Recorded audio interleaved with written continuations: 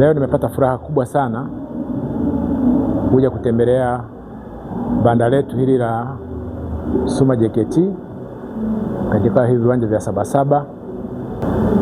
Nina furaha mara mbili. Kwanza, niliwahi kuwa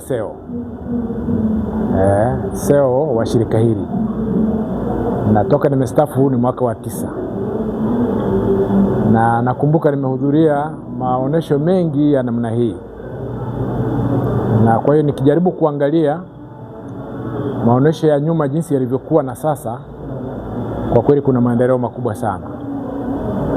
Na hasa ukichukulia kwamba Suma JKT ni shirika kubwa ambalo linahusika na masuala mengi. Viwanda, kwa mfano viwanda vya furniture, viwanda vya nguo na vinginevyo vingi. Kwamba Suma sasa hivi ina mafanikio makubwa sana. Lina shughuli nyingi sana ambazo linafanya, including za kilimo, ufugaji wa samaki.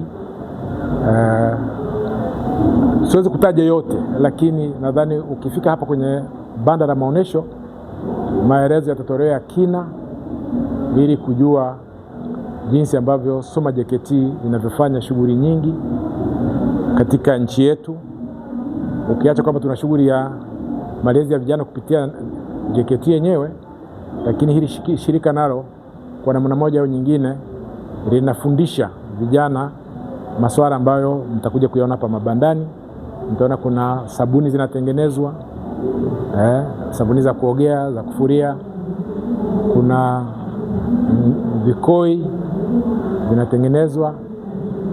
Kwa hiyo ukifika hapa nadhani mnaweza pamoja na kununua, lakini pia mnaweza mkapata maarifa ya kutosha kuhusu Suma JKT.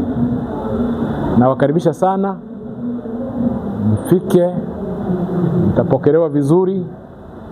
Tuna vijana na waoneshaji ambao wamejipanga vizuri kutoa maelezo, wana knowledge ya kutosha. Kwa hiyo tembeleeni banda la Suma JKT ili muweze kujionea na kupata maarifa mengi. Na mtazamaji, na huyo ni mwenyekiti wa bodi ya ushauri ya shirika la uzalishaji mali la Jeshi la Kujenga Taifa Suma JKT, Meja Jenerali Michael Samuyo mstaafu, ambaye hii leo amefanya ukaguzi lakini pia kujiridhisha na kile ambacho kimeandaliwa kwa ajili ya maonesho ya biashara ya kimataifa 2026 hapa katika viwanja vya Mwalimu Julius Kambarage Nyerere, barabara ya Kilwa. Mimi ni Sajin Jamila Mutabazi, JKT Media.